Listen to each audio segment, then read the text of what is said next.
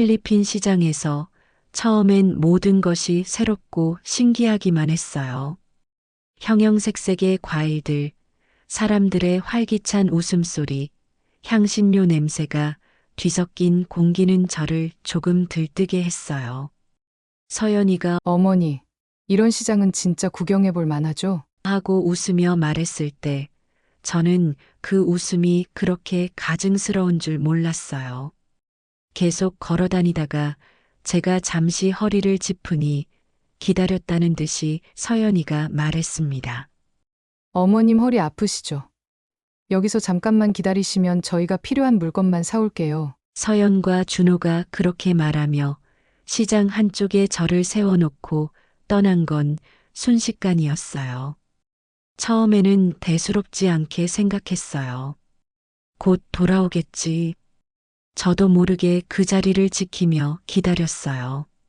사람들이 바쁘게 오가는 시장 한복판에서 저는 처음으로 완전히 혼자라는 기분을 느꼈어요.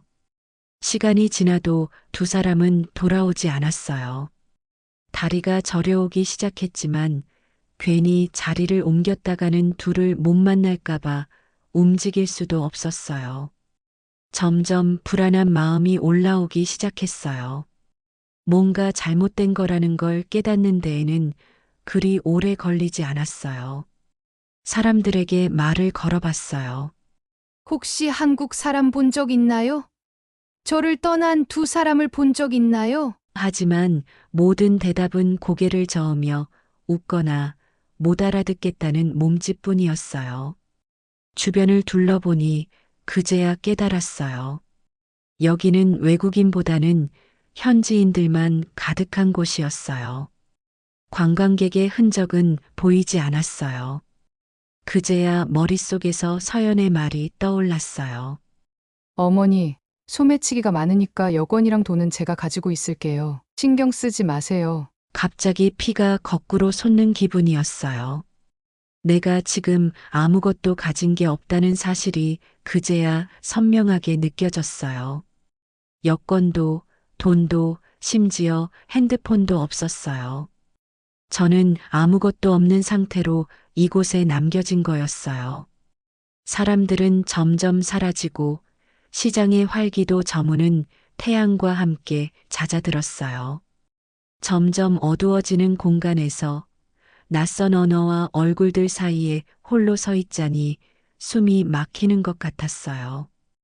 허리는 오래 서 있느라 아파왔고 복대를 차고 있어도 버티기 어려웠어요.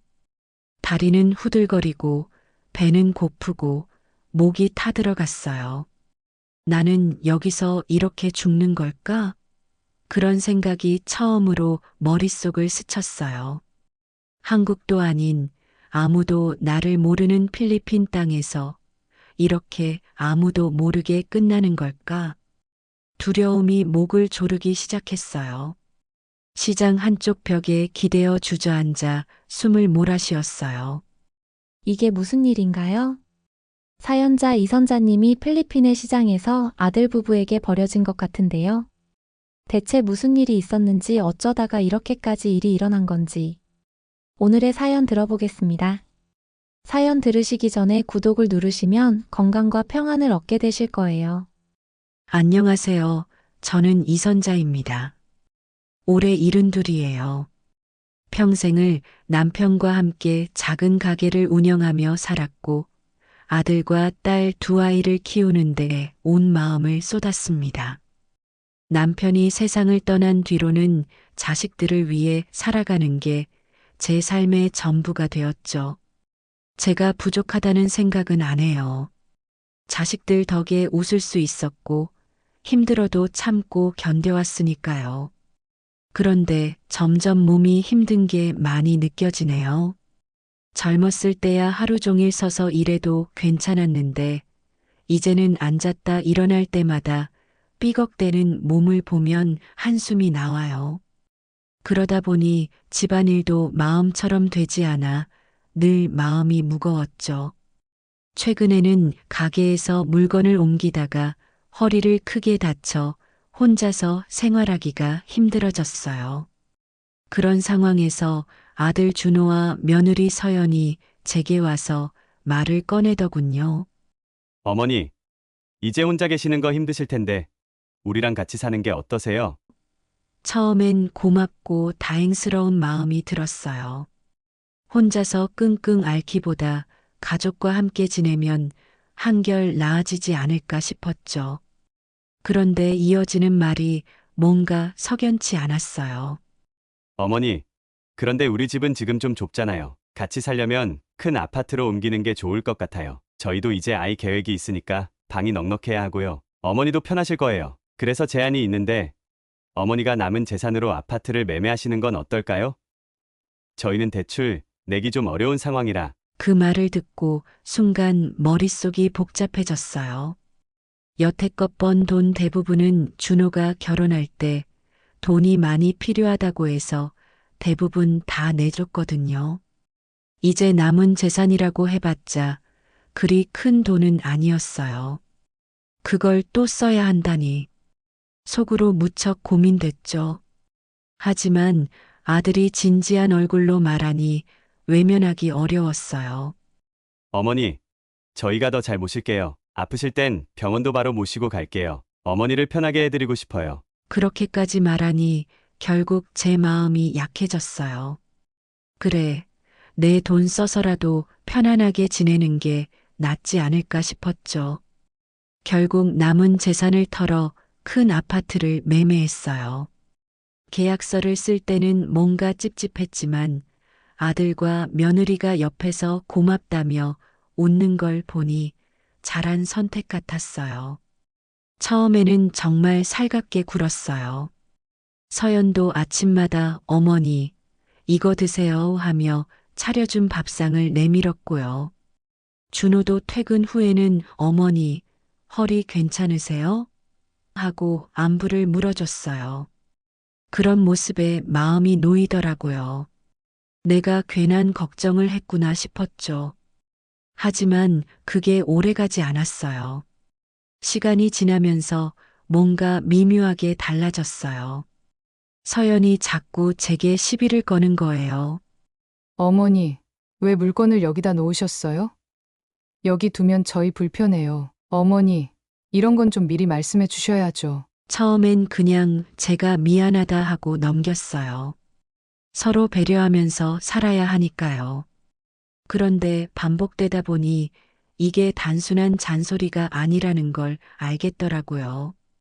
서연은 제가 이 집에 있는 걸 불편해하는 게 분명했어요.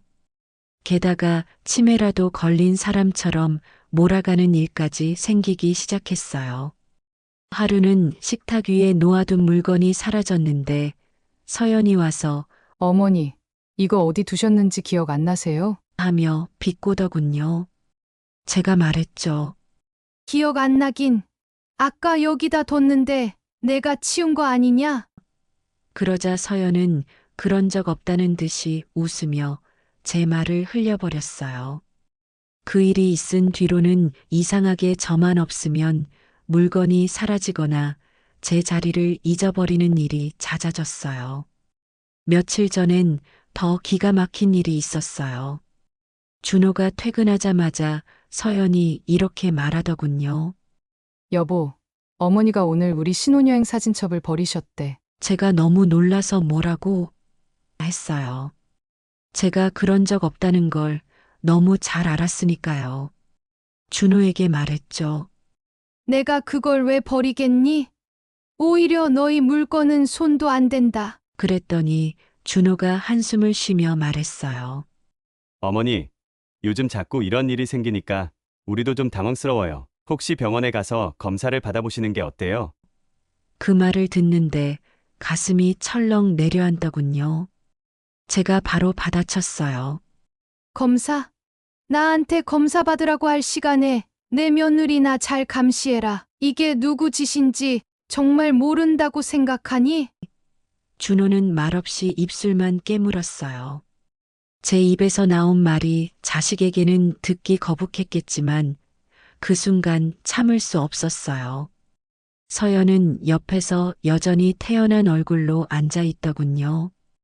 이 집에서 버텨야 하는 게 맞는 건지 아니면 당장이라도 짐을 싸야 하는 건지 모르겠어요. 분명한 건 이렇게 지내는 건 점점 더 힘들어진다는 거예요. 요즘은 이 집에 있는 것만으로도 마음이 무겁고 숨이 막히는 것 같아요. 그런데 이런 상황이 끝이 아니라는 걸 알게 된 건 얼마 전 일이었어요. 며느리 서연이 점점 더 노골적으로 저를 몰아세우기 시작했어요. 어머니, 오늘 또 물건을 잃어버리셨어요? 기억이 가물가물하시면 말씀을 좀 해주세요. 얼마나 곤란한 줄 아세요? 말투 하나하나가 날카롭게 박히는데 정말 어이가 없어서 제가 쏘아붙였죠. 내가 잃어버렸다고? 너야말로 내가 가져가 놓고 이러는 거 아니냐? 서연은 비웃으면서 말하더군요. 어머니, 치매 검사 받아보셔야 하는 거 아니에요? 나중에 커지면 우리가 더 힘들어지잖아요. 가슴이 덜컥 내려앉았어요. 이런 말을 들을 때마다 이 집에서 제가 설 자리가 없는 것처럼 느껴져요. 하지만 거기서 제가 물러날 리 없죠. 제가 말했어요. 내가 나를 그렇게 힘들어하면 이 집에서 나가도 좋다. 내가 너희들 편하게 살려고 재산 다 내준 거지. 너 같은 며느리 비위 맞추려고 준 게 아니다. 그러자 서연은 입꼬리를 올리며 어머니, 왜 이렇게 예민하세요? 이러니까 더 이상하다고 느껴지는 거라고요. 그러더니 아들 준호에게 다가가며 말했어요. 여보, 어머니 정말 병원에 가셔야 할 것 같아요. 이렇게 불안정하면 우리 애도 키우기 힘들겠다. 제가 그 말을 듣고 더는 참을 수가 없었어요. 내가 너희한테 애 키우라고 재산 줬나? 너희가 정말 이런 식으로 나를 몰아붙일 거면 내가 여기 남아있을 이유가 없다. 준호는 곤란한 얼굴로 입을 열었어요. 어머니, 서연도 걱정해서 그러는 거예요. 너무 화내지 마세요. 제가 답했죠. 화를 내는 건 나도 싫다. 하지만 내 아내가 내 손발을 묶어놓고 내가 화 안 내길 바라는 건 좀 웃기지 않니? 내가 한 번이라도 내 편 들어본 적 있어? 준호는 아무 말도 하지 못했어요. 그날 밤 저 혼자 방에 앉아 얼마나 많은 생각을 했는지 몰라요. 제가 준호와 서연에게 배신당했다고 느끼는 건 과장이 아니에요. 이 집에서 제가 정말 안전한지조차 모르겠더군요. 하지만 여기서 제가 할 수 있는 건 뭘까? 아무리 생각해도 답이 나오지 않았어요. 결국 밤새 뒤척이다 잠이 들었죠. 다음 날 서연이 갑자기 제게 와서 웃으며 말했어요. 어머니, 다음 주에 저희가 모처럼 시간이 돼서요. 가족 여행을 갈까 하는데 어떠세요? 해외로 나가서 공기도 좀 바꾸고 추억도 쌓으면서요. 이번엔 저희가 어머니 모시고 제대로 해드릴게요. 그 말을 듣는데 솔직히 마음 한쪽이 조금 설레더라고요. 평생 외국 여행은커녕 공항 근처도 가본 적이 없으니 기대가 되는 게 당연하죠. 하지만 그동안의 일들이 머릿속을 스쳐 지나가며 제 발목을 잡았어요. 이게 정말 순수한 제안일까? 아니면 또 다른 의도가 숨어 있는 걸까? 제가 대답하기 전에 서연이 덧붙였어요. 어머니, 필리핀 시장이 그렇게 볼거리가 많대요. 가서 맛있는 것도 먹고 구경도 하고 오세요. 어머니도 스트레스 좀 풀어야죠. 그 순간 준호가 조용히 옆에서 말했어요. 어머니, 정말 좋은 기회예요. 제가 시간을 내서 같이 가려고 하니까요. 그동안 서운했던 것들도 다 잊고 우리 새롭게 시작해요. 그 말에 결국 제 마음이 움직였어요. 준호가 진심으로 하는 말 같아 보였으니까요. 제가 그래. 한번 가보자. 너희랑 좋은 추억 만들면 좋지. 그렇게 여행을 결정하게 됐어요. 다행히 허리도 처음보다는 많이 나아져서 이제는 조금 움직이는데 큰 무리는 없어요. 하지만 오래 걷거나 무리하면 안 되는 건 여전해서 여행 준비를 하면서 복대까지 챙겼어요.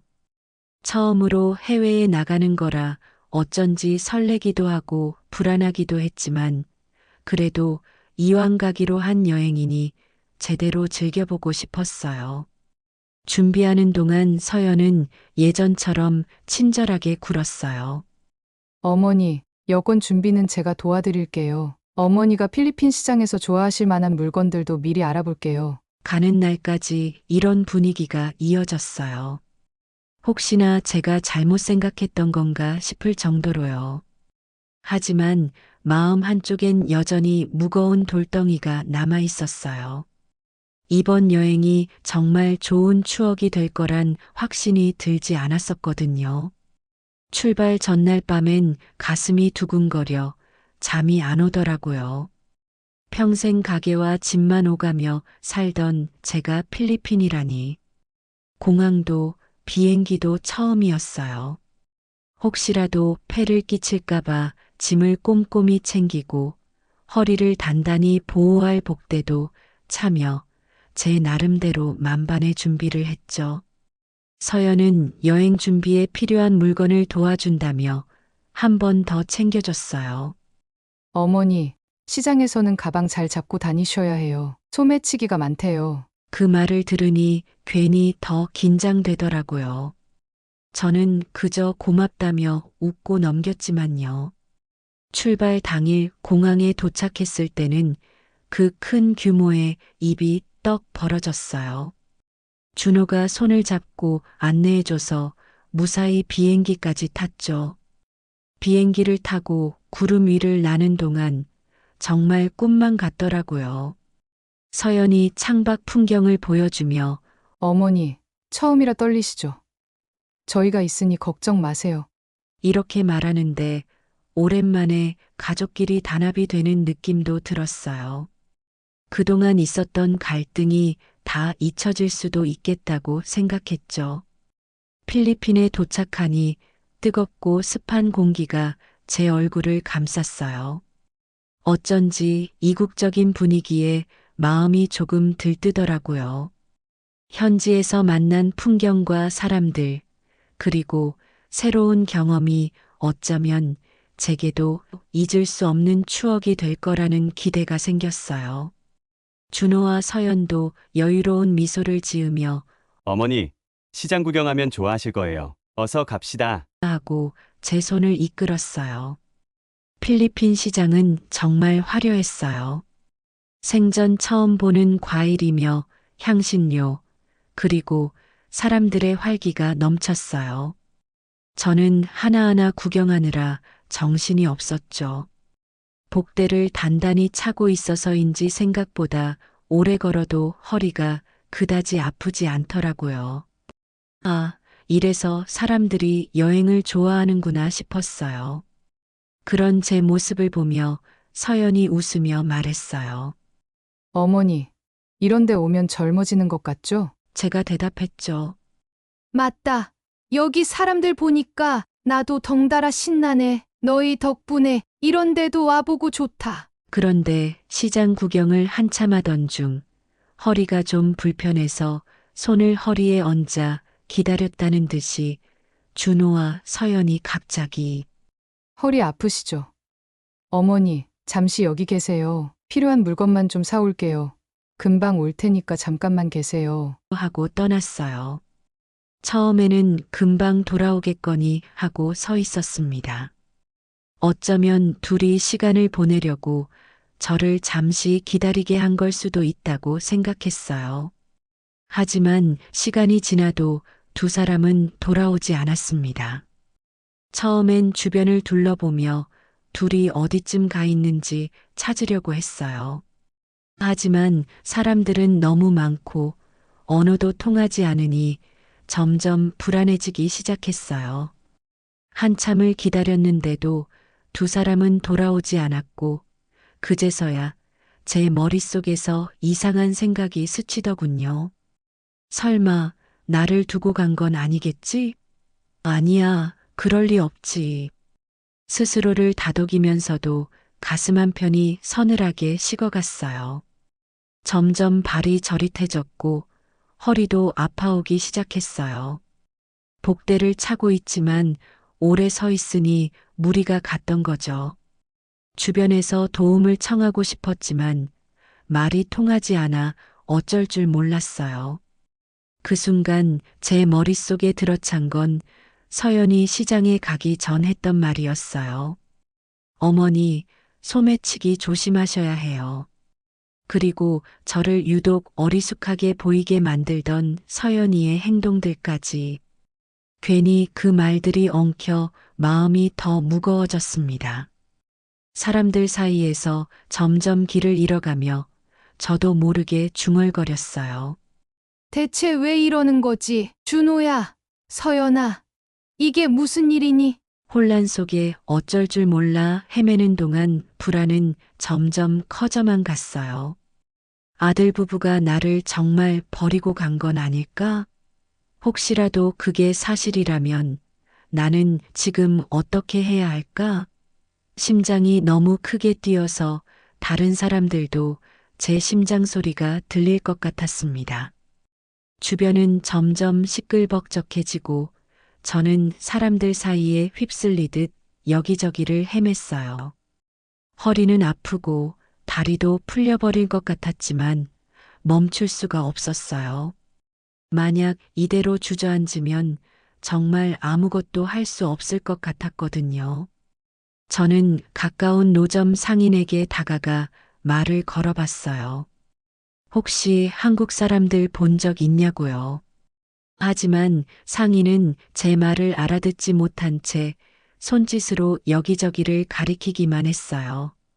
사람들 사이에 휩쓸리며 어딜 가야 할지도 모른 채 발만 동동 굴렀어요. 그런데 가만히 보니 이상한 점이 하나 있더군요. 보통 관광지라면 다양한 외국인들도 있을 법한데 이 시장에는 필리핀 사람들 뿐이었어요. 서늘한 기분이 들면서 이런 생각이 스쳤어요. 혹시 일부러 관광지에서 멀리 떨어진 외국인보다는 현지인들만 있는 시장에 데리고 온 게 아닐까? 이런 생각을 하니 서연이 여행 전에 했던 말이 머릿속에서 떠오르더군요. 어머니, 시장 같은 데선 소매치기가 많으니까 여권이랑 돈 같은 건 제가 다 가지고 있을게요. 어머니는 신경 안 쓰셔도 돼요. 당시에는 고맙게 생각했는데 지금 돌이켜보니 중요한 물건을 제가 아무것도 가지고 있지 않다는 사실이 너무 두렵게 느껴졌어요. 여권도 돈도 심지어 핸드폰도 없으니 도움을 청할 방법이 막막했죠. 그렇게 시장을 헤매며 아들 부부를 찾았지만 날이 저물어갈 때까지 한국 사람은커녕 아무리 둘러봐도 준호와 서연의 모습은 보이지 않았어요. 초조함이 배가 되면서 머리가 핑 돌 것 같았어요. 점점 어두워지니 시장에서 사람들이 하나둘 사라지기 시작했고 그 빈 공간에서 느껴지는 고독감이 저를 억죄기 시작했어요. 허리는 아프고 다리는 후들거리고 배까지 고파지니 눈물이 핑 돌았어요. 혹시 정말 이렇게 필리핀에서 생을 마감하는 건가? 아무도 모르는 이곳에서 쓸쓸히 죽어가는 건가? 그런 생각이 들면서 너무나 무섭고 슬펐어요. 어쩌다 이렇게 됐을까? 준호와 서연이가 정말 저를 버린 걸까? 그런 상상을 할 때마다 온몸에 소름이 돋았어요. 그때 어디선가 한국말이 들려왔어요. 순간 심장이 터질 것처럼 뛰었어요. 준호와 서연이 돌아온 걸까? 고개를 돌려보니 커다란 백팩을 맨 젊은 한국 남자가 걸어가고 있었어요. 그 순간 본능적으로 몸을 움직였어요. 여기 있다. 제발 이쪽으로 와달라. 목소리를 내려고 했는데 너무 지쳐서 목이 잠기고 힘이 안 나더라고요. 그래도 안 된다는 생각에 허리를 부여잡고 필사적으로 일어섰어요. 젖먹던 힘까지 짜내며 그 남자를 쫓아갔어요. 한 걸음 한 걸음이 너무나 힘들었지만 이 기회를 놓치면 정말 끝이라고 생각했어요. 간신히 따라잡고 마지막 힘을 쥐어짜 한마디를 외쳤어요. 도와주세요. 그 말을 내뱉고 그대로 주저앉아 버렸어요. 남자는 놀란 얼굴로 저를 쳐다보며 다가왔어요. 한국 분이세요? 여기에서 혼자 뭐 하시는 거예요? 하고 물어봤어요. 그 따뜻한 말에 마음이 무너져 내렸어요. 제가 울음을 참지 못하고 말했어요. 아들하고 며느리랑 같이 왔는데 저를 버리고 간 것 같아요. 말을 하는 내내 숨이 차고 눈물이 쏟아졌어요. 남자는 어쩔 줄 몰라 하며 주변을 둘러봤어요. 이러다 정말 위험하시겠어요. 일단 오늘은 제가 잡아놓은 숙소로 함께 가시죠. 그렇게 말하며 저를 부축해줬어요. 처음으로 이 외로운 시장에서 누군가에게서 위안을 느꼈어요. 그의 도움을 받으며 숙소로 향하는 동안에도 눈물이 멈추질 않았어요. 마음 한편에는 그토록 믿었던 아들 부부에게 버림받았다는 배신감이 깊게 자리 잡았고 그 감정이 제 온몸을 짓누르는 것 같았어요. 숙소로 돌아와 따뜻한 밥 한 끼를 먹고 잠시 쉬니 그나마 정신이 들었어요. 온몸이 뻐근하고 허리는 여전히 쑤셨지만 최소한 안전한 공간에 있다는 생각에 안도할 수 있었죠. 상우라는 젊은 한국 남자가 준 도움 덕분에 제 자신이 조금씩 진정되는 걸 느꼈어요. 상우 씨와 이런저런 얘기를 나누다 보니 그의 이야기가 흥미롭기도 했지만 제 처지를 생각하니 마음 한편이 너무 무겁더군요. 상우 씨는 배낭 하나 메고 세계 곳곳을 돌아다니며 여행하는 중이라고 했어요. 이번엔 필리핀 친구에게 소개를 받아 사람들이 잘 모르는 현지인들만 있는 시장을 찾아왔다는 거예요. 그 말을 듣는데 순간 머리가 띵했어요. 이 시장이 외국인들에게는 잘 알려지지 않은 곳이라면 준호와 서연이 굳이 저를 여기에 데리고 온 이유는 대체 뭘까? 게다가 관광지로 알려진 곳도 많은데 하필 이런 시장에 와서 저를 떼어놓고 어디론가 사라졌다는 사실이 너무 수상하게 느껴졌어요. 저는 깊게 한숨을 쉬며 상우 씨에게 털어놓았어요. 제가 지금 여권도 돈도 핸드폰도 없어요. 모두 며느리가 관리하겠다고 가져갔거든요. 그런데 이렇게 버림받고 나니 정말 막막하네요. 상우 씨가 깜짝 놀라더군요. 여건도요? 그러면 지금 무슨 일이 생겨도 대처를 못 하시잖아요. 그는 조금 고민하더니 단호한 목소리로 말했어요. 아무래도 내일 한국 대사관에 가셔야겠어요. 제가 같이 갈게요. 거기서 여권 문제도 해결하고 한국으로 돌아갈 방법을 찾으셔야죠. 그냥 이렇게 있으면 안 될 것 같아요. 그 말을 듣는데 제 눈에 눈물이 고였어요. 이 먼 타국에서 처음 보는 젊은 사람이 저를 이렇게 도와주다니 너무나 고맙고 또 미안한 마음이 들었어요. 제가 상우 씨에게 연신 고맙다고 했어요. 정말 고맙습니다. 제가 여기서 이렇게까지 도움을 받을 줄은 몰랐어요. 그는 고개를 저으며 말했어요.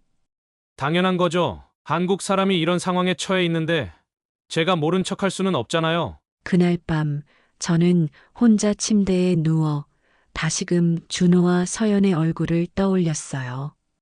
어떻게 그럴 수 있었을까?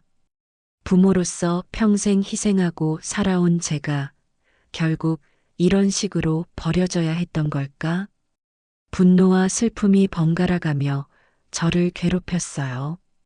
그래도 내일은 상우 씨와 대사관에 가기로 했으니 일단 한 걸음씩 문제를 해결해야겠다고 마음을 다잡았어요. 아직 끝난 게 아니니까요.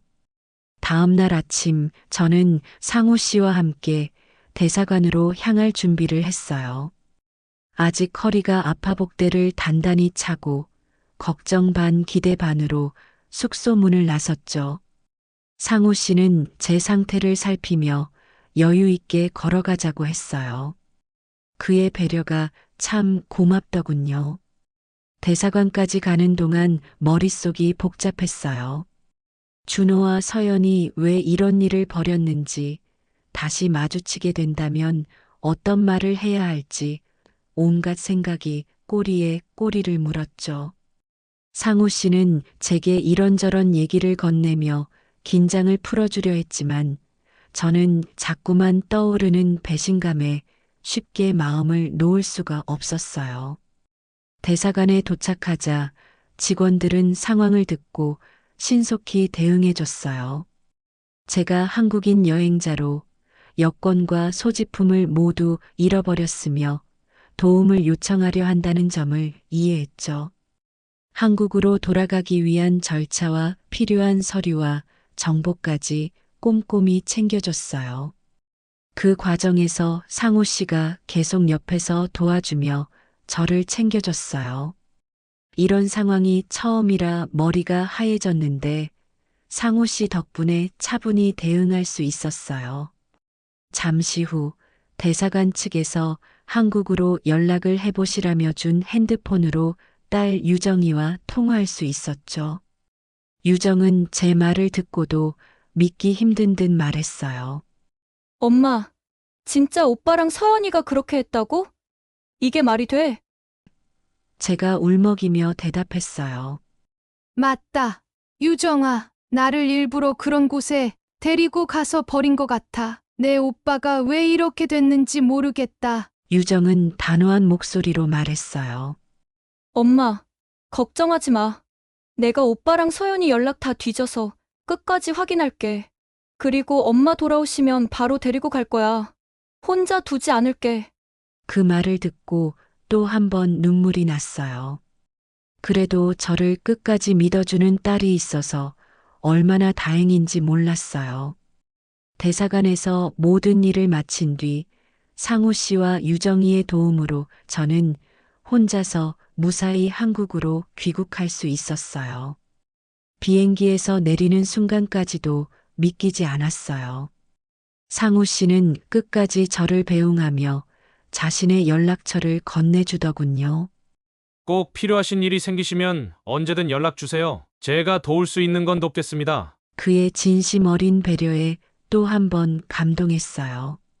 반드시 그에게 보답해야겠다고 다짐했어요. 하지만 지금은 이 일을 마무리하는 게 우선이었죠. 공항에서는 유정이가 기다리고 있었어요. 유정이를 보는 순간 안도감과 동시에 참아왔던 울음이 터졌어요. 유정이는 저를 꼭 끌어안으며 괜찮아, 엄마. 이제 다 끝났어. 내가 있으니까 걱정하지 마. 그렇게 말했지만 제 마음 한편은 여전히 무너져 있었어요. 집으로 가는 차 안 유정이와 저는 아무 말도 하지 않았어요. 차 안의 공기는 무겁고 숨막히는 침묵만이 흘렀죠. 무엇을 어떻게 시작해야 할지 감이 오지 않았어요. 하지만 하나만은 분명했어요. 준호와 서연이 왜 그런 일을 저질렀는지 반드시 알아내고 그에 맞는 대가를 치르게 하겠다는 거였어요. 집에 도착하자마자 유정이와 저는 곧바로 집안 곳곳을 뒤지기 시작했어요. 원래 여행하기로 했던 일정보다 제가 일찍 돌아왔기 때문에 집에 뭔가 흔적이 남아있을 가능성이 컸어요. 애들이 오기 전에 증거를 찾아야 했습니다. 몇 시간을 뒤진 끝에 서연이 쓰던 컴퓨터에서 수상한 검색 기록과 파일들을 찾아냈어요. 거기엔 한국 사람은커녕 외국인도 거의 없는 필리핀 현지 시장에 대한 검색 기록이 고스란히 남아 있었어요. 절대 아무도 못 찾는 곳이라는 설명까지 함께였죠. 검색 기록을 읽는데 온몸에 힘이 빠졌어요. 더군다나 여행 계획을 정리한 엑셀 파일에는 시장에 저를 데리고 간 다음 어떻게 둘러대고 떠날지까지 꼼꼼하게 적혀 있었어요. 엄마가 처음에는 기다리겠지만 시간이 지나면 스스로 길을 찾으려 할 것이다.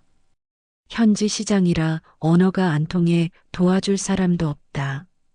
이런 문장을 읽는 순간 손끝이 떨리고 숨이 막혔어요. 서연이와 준호가 얼마나 치밀하게 계획을 세웠는지 깨달으니 믿었던 아들에게조차 배신당했다는 상처가 더 깊어졌어요. 유정이는 그 파일을 보자마자 얼굴이 새빨개지더니 이를 악물며 외쳤어요. 엄마, 이건 말이 안 돼. 어떻게 사람을, 그것도 자기 엄마를 이런 식으로 버릴 생각을 해? 이걸 그냥 넘어가면 안 돼. 나 이거 경찰에 넘길 거야. 유정이의 분노가 점점 커지는 걸 보며 저도 차마 말릴 수가 없었어요. 증거가 하나둘 발견될 때마다 마음이 갈갈이 찢어지는 것 같았어요.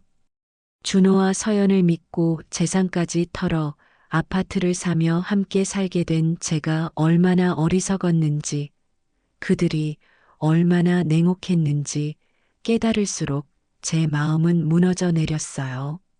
하지만 한편으로는 이대로 무너져선 안 된다는 생각도 들었어요. 유정이와 저는 파일들을 복사해 저장해 두고 증거를 정리하기 시작했어요. 그날 밤 유정이와 저는 거의 잠을 이루지 못했어요. 서연이 컴퓨터에서 발견한 증거들이 머릿속을 떠나질 않았거든요. 그들이 저를 얼마나 철저히 버릴 계획을 세웠는지 그 글자 하나하나가 제 마음을 후벼 팠어요. 한편으로는 차분히 계획을 세워야겠다는 생각도 들었어요. 지금 당장 들이닥쳐 따지기보다 철저히 준비해서 확실히 끝을 봐야 했죠. 다음 날 아침 유정이가 먼저 말을 꺼냈어요. 엄마, 우선 경찰에 가서 이걸 보여드려야 할 것 같아. 이건 명백히 계획적인 범죄야. 엄마를 위험에 빠뜨린 거라고. 제 목소리가 떨리며 나왔어요. 유정아, 그래도 너희 오빠잖아. 경찰에까지 끌고 가면. 하지만 유정이는 단호했어요. 엄마, 그런 생각하지 마. 이건 그냥 가족 문제가 아니야. 엄마 목숨이 걸린 문제였어. 그 사람들은 엄마를 일부러 버리려고 했고, 그게 명백해졌잖아. 그 말에 아무것도 반박할 수 없었어요. 제 머릿속엔 여전히 준호에 대한 미련과 어리석은 기대가 남아 있었지만 동시에 제 목숨을 담보로 했던 그들의 배신을 잊을 수가 없었어요. 결국 유정이 말대로 증거를 정리해 경찰서로 향했어요. 경찰에 도착해서는 유정이가 주도적으로 설명을 했어요. 이 모든 상황과 증거들, 필리핀에서 제가 겪었던 일까지 세세하게 정리해 말했죠. 경찰은 처음엔 믿기 힘들다는 듯 고개를 갸웃했지만 서연의 컴퓨터에서 복사해 온 파일들과 여행 일정표를 확인한 뒤엔 태도가 바뀌었어요. 이건 단순한 가족 갈등 문제가 아니네요. 고의적으로 한 사람을 위험에 빠뜨리려 한 게 분명합니다. 경찰은 준호와 서연을 불러 조사할 수 있도록 필요한 절차를 밟겠다고 했어요. 그 말을 듣는데 마음이 무거우면서도 한편으론 후련했어요. 집으로 돌아오는 길 유정이가 제 손을 꼭 잡으며 말했어요. 엄마, 이제 걱정 마. 나도, 경찰도 있으니까 더는 엄마 혼자 싸우지 않아도 돼. 그 말이 얼마나 고맙던지 눈물이 핑 돌았어요. 그렇게 원래 준호와 서연이랑 여행이 끝나 돌아오기로 한 날이 되었습니다. 저는 유정이와 함께 집에서 그들이 돌아오길 기다리고 있었어요. 마음속에서는 분노와 슬픔이 끓어오르고 있었지만 겉으로는 차분한 표정을 유지하려 애썼습니다. 그날 오전 유정이 핸드폰으로 준호에게서 전화가 걸려왔어요.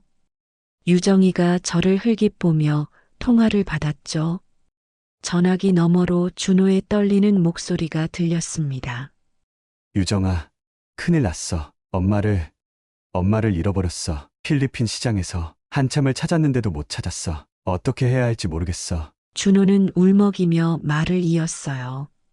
나 정말 엄마를 찾으려고 했는데 현지 경찰도 못 도와줘서 그냥 돌아올 수밖에 없었어. 유정이는 얼굴에 싸늘한 미소를 띠며 대답했습니다.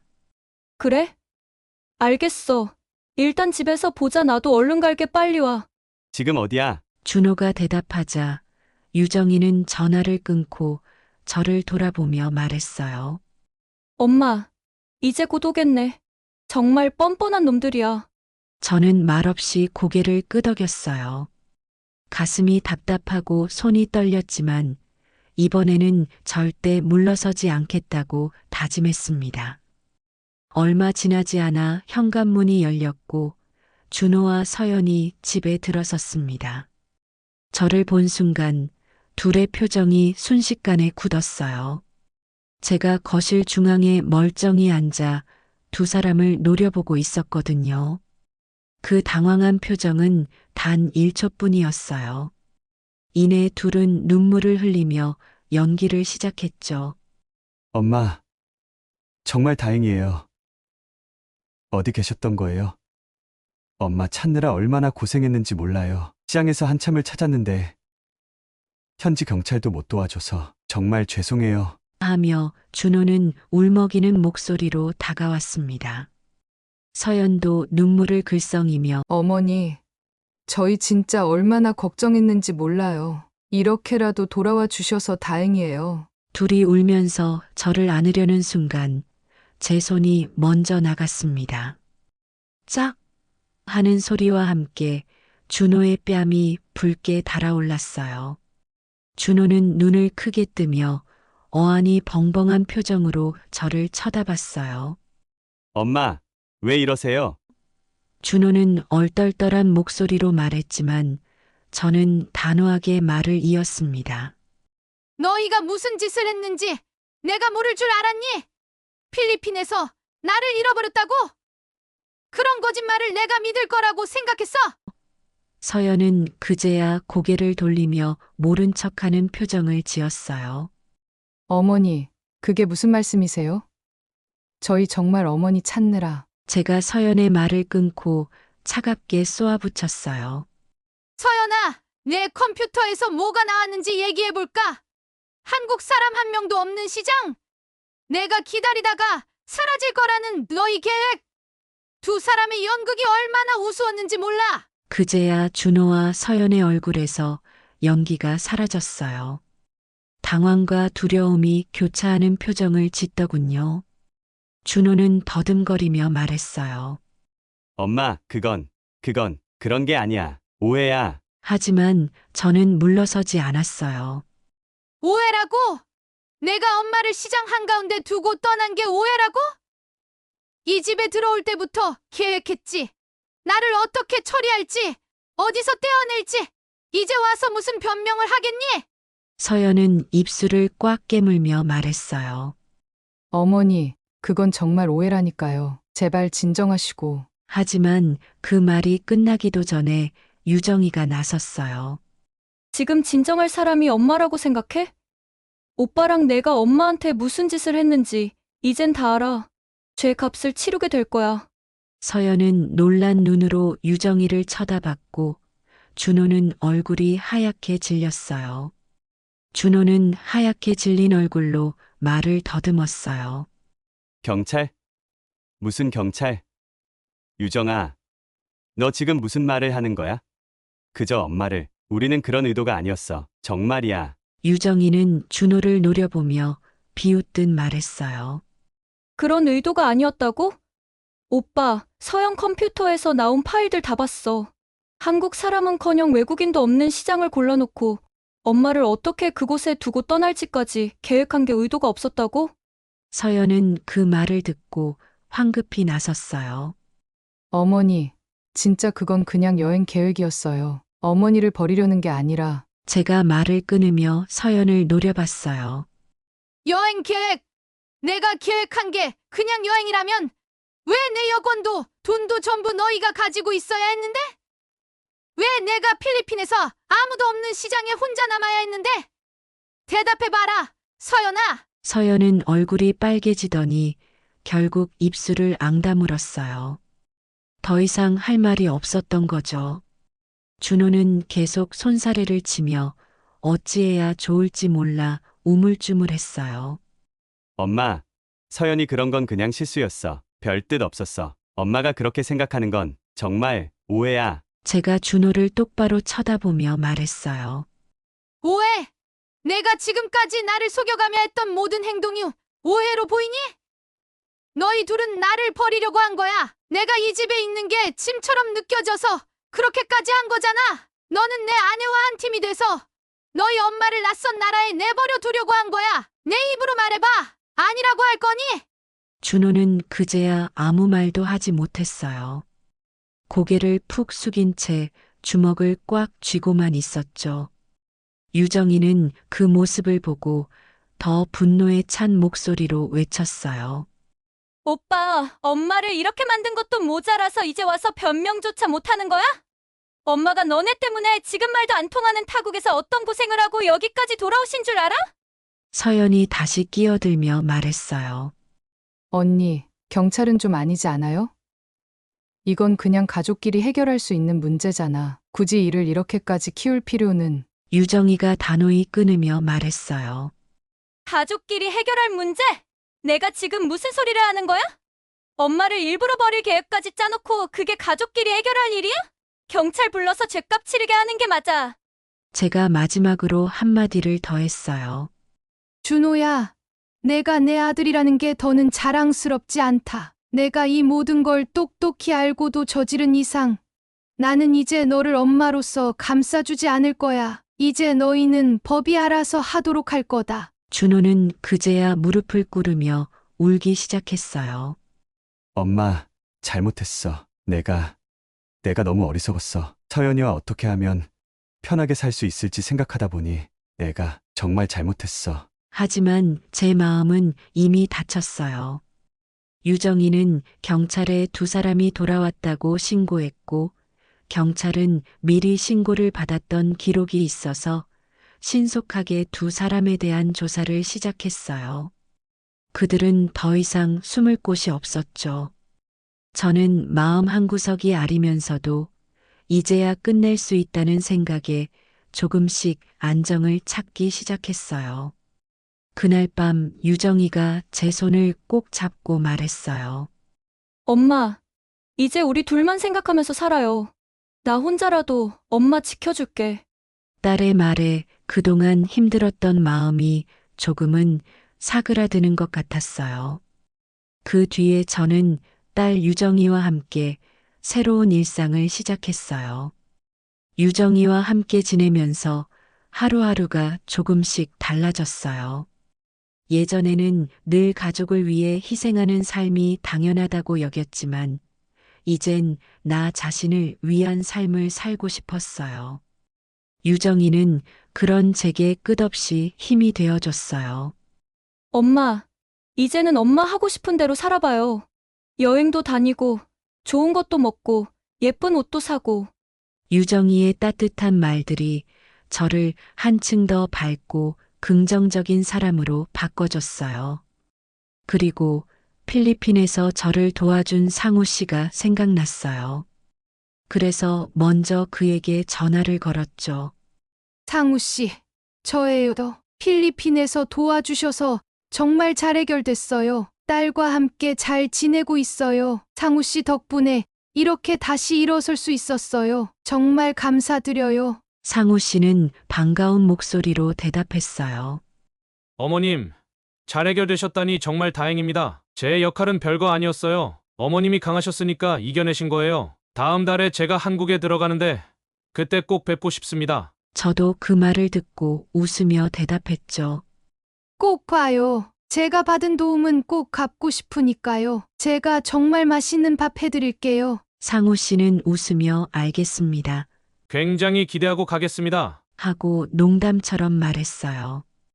그 목소리에 다시 한번 고마운 마음이 들었죠. 그날 이후로 유정이와 저는 틈날 때마다 함께 시간을 보냈어요. 집 근처 카페에서 커피를 마시고, 시장에 가서 장을 보고, 저녁에는 영화도 보고, 이런 소소한 일상들이 너무나 소중하게 느껴졌어요. 어느 날 유정이가 저를 보며 말했어요. 엄마, 웃는 모습이 요즘 더 자주 보여요. 나도 덩달아 기분이 좋아요. 저는 유정이를 보며 대답했어요.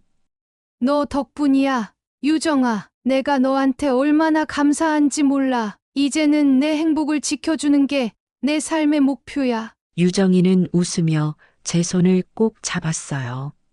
우리 둘 다 행복해야 돼요. 필리핀에서 겪었던 고통은 여전히 제 기억 속에 남아 있었지만 그 고통은 이제 제 삶의 일부일 뿐이었어요. 다시 일어선 지금 저는 유정이와 함께 행복을 쌓아가고 있었고 곧 상우 씨와도 재회할 날을 기다리고 있었어요.